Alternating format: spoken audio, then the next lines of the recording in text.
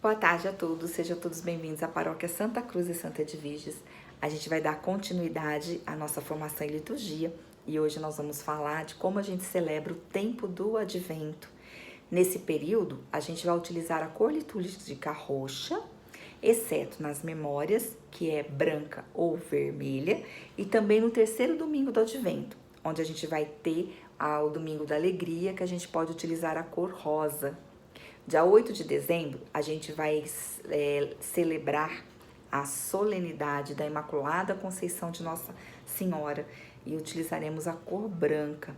A Virgem Imaculada, ela foi preservada de qualquer mancha do pecado, porque ela foi escolhida como a mãe do Redentor.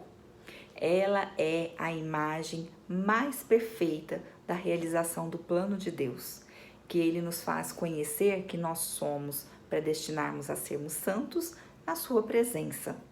Simboliza esse tempo a coroa do Advento, um enfeite simples, enfeitado com ramos e velas. Essas velas, elas têm cores no Brasil que representam as cores litúrgicas: verde, vermelha, roxa, branca e rosa. A coroa, ela recorda-nos o significado desse tempo forte que a gente celebra na igreja. Se a gente observar a coroa, ela não tem início nem fim. Por isso que ela simboliza a eternidade. O que a gente vê nessa forma? O sinal do amor de Deus para conosco. O amor de Deus é eterno e a gente deve ter para com Deus e para os nossos irmãos também um amor que nunca deve terminar. Uma outra explicação dessa coroa, dessa forma dele, é como se fosse um elo também entre Deus e as pessoas. E esse elo formaria dentro desse círculo uma grande aliança do Deus para conosco. Nessa coroa do Advento também a gente observa que os ramos verdes, eles simbolizam a vida e a esperança. E as velas, elas representam os séculos de escuridão que nós tivemos. Em cada domingo a gente vai acendendo uma vela e essa luz, ela vai aumentando até o Natal, quando a gente comemorará o nascimento de Jesus, que é o quê? A luz eterna. No primeiro domingo do Advento, o padre, após a saudação, ele vai explicar o que é a coroa do Advento e ele vai fazer a bênção dessa coroa. Ele vai falar o seguinte para a gente: a nossa proteção está no nome do Senhor. E a gente responde: que fez o céu e a terra. E após a oração do dia, oremos, ele vai acender a primeira vela. A primeira semana do Advento, ela representa pra gente que nós vamos viver a esperança. Durante toda essa semana, é a esperança que vai entrar em nosso coração. Então, no primeiro domingo, quando o padre acende a primeira vela, ela vai lembrar pra gente o perdão que foi concedido a Adão e Eva. Eles morreram na terra, mas eles viverão em Deus por Jesus Cristo. Meditando a chegada de Cristo, que veio no Natal e vai voltar no fim da história, nós temos que buscar o arrependimento dos nossos pecados e preparar nosso coração para o Messias, para o encontro com o Senhor. Em outras palavras, essas luzes que vão sendo acesas, as velas que vão representar as luzes nessa coroa do Advento, elas vão relembrar a gente que havia uma escuridão no mundo pecador antes do Salvador. A promessa da salvação, a preparação para o Messias pelos profetas e, finalmente, a Virgem que deu à luz a um filho chamado Emanuel, Deus conosco. Na segunda semana do tempo do Advento, nós vamos viver a paz. No segundo domingo, acende-se a segunda vela, pode ser a vermelha ou a verde, acesa junto com a primeira, que foi acendida no domingo anterior. Essa segunda vela, ela vai representar a fé dos patriarcas, Abraão, Jacó, Isaac, que creram na promessa da terra prometida, a Canaã dos hebreus. Dali nasceria o Salvador, a luz do mundo. É também uma grande oportunidade da gente meditar a nossa fé, a nossa opção religiosa por Jesus Cristo, o nosso amor e o nosso compromisso com a Igreja Católica. Na terceira semana do Advento, nós vamos viver a alegria. No terceiro domingo do Advento, ele também é conhecido como Gaudete, que ele vai utilizar a cor rosa na liturgia. Esse domingo, ele também as velas vão ser acesas junto com as outras duas, né? Nós estamos na terceira vela. Ele vai simbolizar a alegria do rei Davi, o rei que simboliza o Messias. Por quê?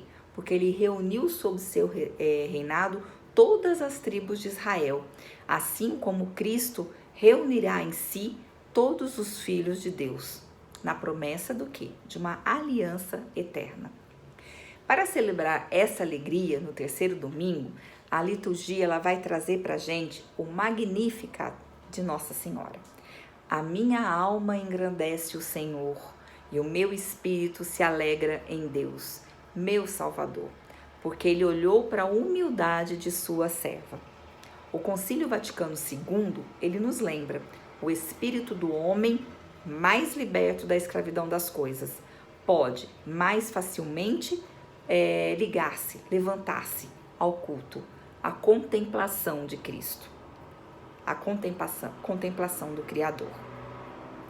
Nesse tempo, a igreja também nos chama a viver um pouco mais a espiritualidade do deserto, que não consiste somente de mortificação, de renúncia.